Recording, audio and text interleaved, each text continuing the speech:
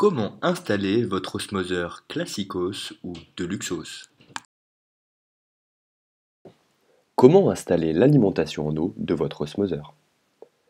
Commencez par couper l'eau pour éviter d'inonder votre cuisine et ouvrez un robinet pour faire baisser la pression des tuyaux.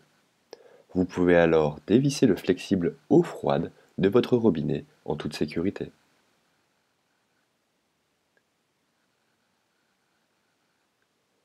Appliquez 10 à 15 tours de téflon dans le sens des aiguilles d'une montre sur le raccord d'arrivée, ainsi que sur le raccord en T.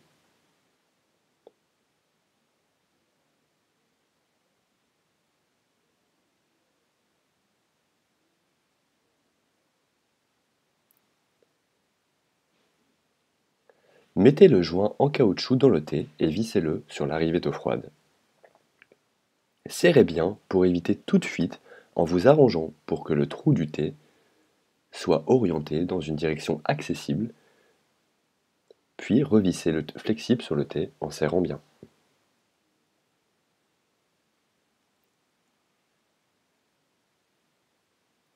Mettez du téflon sur la vanne d'arrêt et vissez-la dans le T.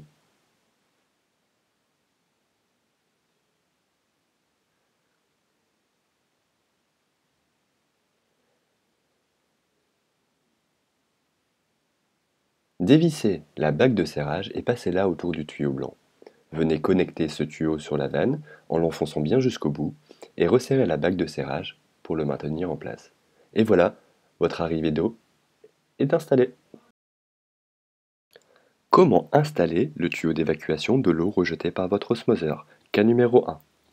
Si vous avez déjà un orifice prévu à cet effet, enfoncez simplement le tuyau rouge suffisamment profondément pour qu'il ne sorte pas avec la légère pression de l'eau lorsque votre osmoseur sera en fonctionnement. Cas numéro 2. Si vous ne disposez pas d'une entrée supplémentaire au niveau de votre siphon, alors percez votre tuyau d'évacuation avec un foret de 7 mm, de préférence sur la partie supérieure de celui-ci afin d'éviter toute fuite lorsque de l'eau est évacuée. Installez ensuite le collier fourni avec votre osmoseur pour maintenir le tuyau rouge à l'intérieur de la canalisation. Serrez correctement. Votre évacuation est désormais installée. Comment installer votre robinet d'eau osmosée? Si vous n'avez pas déjà un trou prévu à cet effet sur votre évier, il faut le percer avec un foret adapté. Commencez par du 3 mm, puis 6, puis 9 et enfin 12 mm afin de faire passer la base du robinet à travers. Venez alors fixer le robinet par-dessous votre évier avec les rondelles et l'écrou fourni. Passez ensuite le tuyau bleu dans l'écrou, la petite bague de plastique et bloquez son extrémité avec l'insert.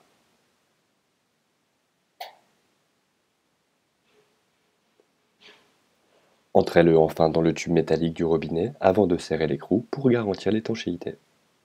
C'est fait. Sortez tous les éléments de leur carton et commencez par installer les 3 pré-filtres dans le bon ordre. De droite à gauche, il y a d'abord le filtre PP qui élimine toutes les particules de plus de 5 microns, puis le filtre GAC et le filtre CTO, qui sont tous les deux constitués de charbon actif pour être sûr d'éliminer la totalité du chlore nocif à la membrane, ainsi que les molécules organiques. Serrez bien les 3 boîtiers de pré-filtre avec la clé fournie.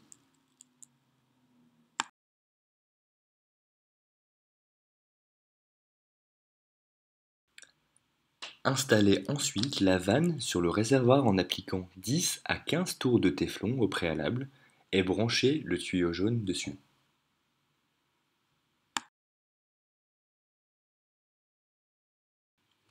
Branchez le tuyau blanc d'arrivée d'eau sur le filtre PP, le tuyau jaune du réservoir sur le T qui se trouve juste avant la cartouche post-membrane,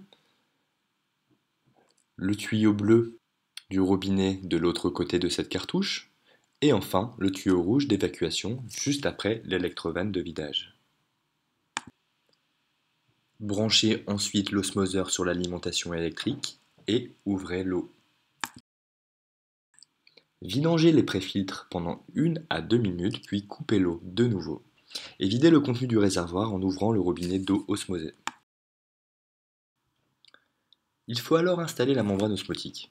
Débranchez le tuyau du couvercle, dévissez celui-ci et faites glisser la membrane à l'intérieur. Ensuite, vous pourrez remonter le couvercle, bien serré avec la clé fournie,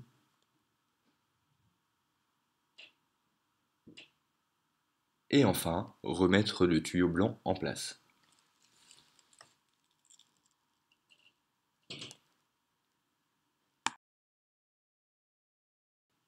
Ouvrez l'eau. Ça y est, votre osmoseur est prêt à l'emploi. Vous avez désormais de l'eau pure à volonté.